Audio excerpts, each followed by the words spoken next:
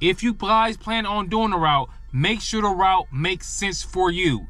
The route does not include you coming or going home. It doesn't include that. All it includes is you picking up or dropping off the items you picked up for the customer. That's it, that's all. So make sure the numbers work for you. Also, with doing routes, you're gonna have some great days and some terrible days. This day was not the greatest day. It was pretty bad because we had to go back to Chicago. Normally we don't have to do that. But when you have a route, guess what? You are gonna go wherever they send you. You're not gonna always have the same exact stops. So sometimes you're gonna have some super sweet days where you might get 1 or 2 or 3 stops and then you be done and you make your 150 or 200 or however much you signed the contract for. You're gonna make that amount. But then you're gonna also have those days when it's snowing or it's freezing cold, people driving crazy, they driving slow, and the numbers are really not gonna make sense for you on that particular day. So you gotta take the good with the bad if you want to go out there and get to this bag. Now, when you're out there doing these routes, build rapport with people and also be kind, because honestly, you never know who you may be talking to. You might be talking to a person that could change your life. I understand that you in your head may be thinking, oh, they just work at Just Food for Dog. They just work here, they just work there. They just some workers. You never know. You might be talking to the owner for all you know. You don't know. You might be talking to the owner and they may own every single store around this region, but you don't know that.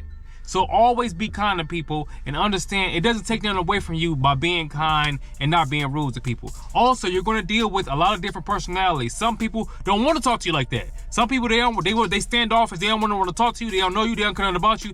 Some people are like that. So you're going to have to deal with different personalities while you're out there doing these routes. Don't forget, you want the money, not the clout.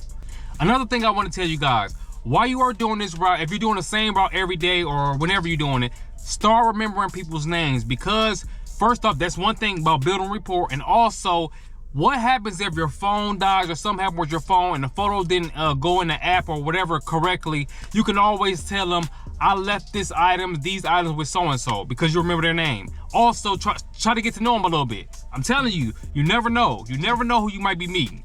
So think about that. And one last thing before we go.